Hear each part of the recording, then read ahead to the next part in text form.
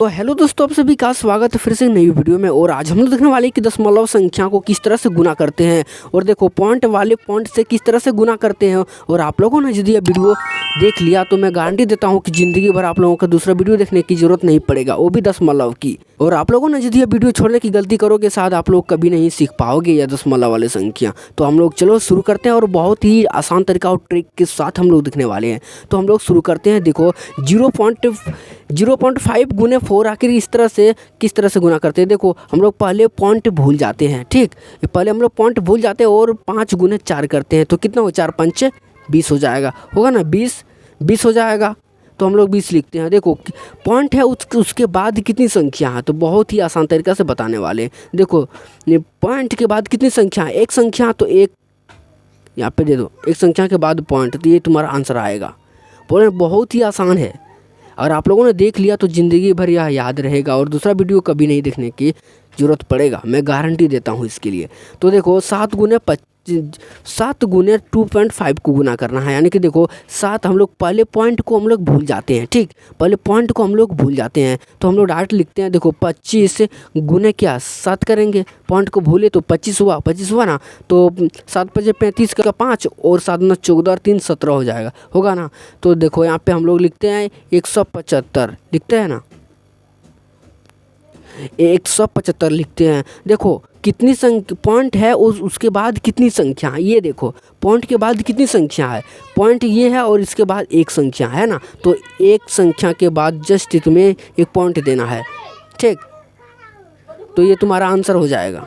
देखो 5.7 गुने 10 है, आखिर पॉइंट वाले को इस तरह से और बिना पॉइंट वाले को किस तरह से गुना करते हैं। पॉइंट वाला ये है और बिना पॉइंट वाला 10 है ना, तो हम लोग पॉइंट को हम लोग भूल जाते हैं, ठीक, तो हम लोग पहले लिखते हैं 57 गुने 10। देखो 57 गुने 10 करना है तो हल में हम लोग लिखते हैं 57 लिखना है और 0 है, 1 है, तो यहाँ पे 1 0 बिठा दो, ये तुम्हारा गुना करोगे तो यही आंसर आने वाला है। तो देखो ऐसे भी हम लोग निकाल दे सकते हैं। देखो 7 गुना 0 कर 0 हो जाए, फिर 0 0 और 7 का 7 हो जाएगा और 5 का 5 हो जाएगा। देखो 0 का 0 7 5 आया ना, इतना आया। देखो यहाँ पे पॉइंट के बाद कितनी संख्या है ये देखना है। देखो पॉइंट है और उसके बाद एक संख्या है ना, एक संख्या रहे तो एक संख्या के बाद तुम्हें पॉइंट दे देना, ये तुम्हारा आंसर आएगा। बहुत ही आसान है।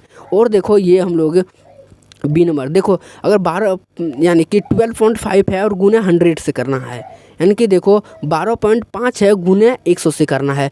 तो देखो यहाँ हम लोग गुना करने का एक और तरीका हम लोग जाने। देखो 12 पॉइंट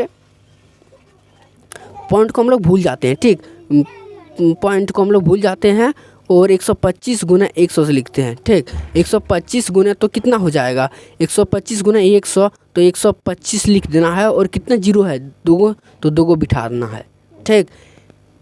और यहाँ पे देखो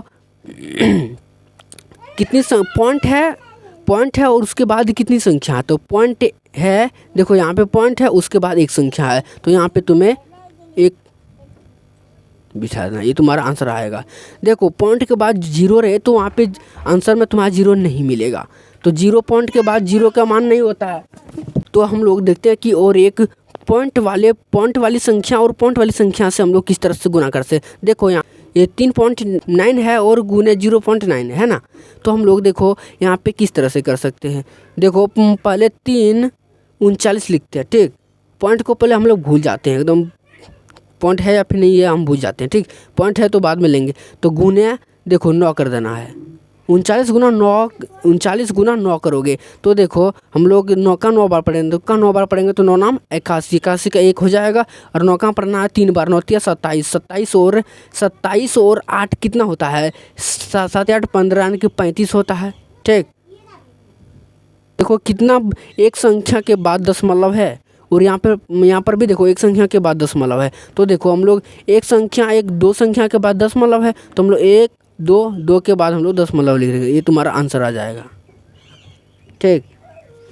और हम लोग ये वाला भी देखते हैं। देखो 4 पॉइंट यानी कि 4.6 है गुने 1.5 है ना, तो हम लोग इसको भी बहुत ही आसान तरीक़ा से देखने वाले हैं। देखो हम लोग पहले पॉइंट को भूल जाते हैं, यानी कि इसको पॉइंट को हम लोग भूल जाते हैं। 4 46 गुने 15 करते हैं। देखो 46 गुने तुम्हें 15 करना है, तो हम लोग साइड में हम लोग यहाँ पे गुना करते हैं। देखो 46 गुने में तुम्हें 15 करना है, तो 6 पंचे 30 हो जाएगा, होगा ना। 6 पंचे 30 का 0, 4 पंचे 20, 20 और 3 23 हो जाएगा। गुने में करना है 6 का 6, 4 का 4।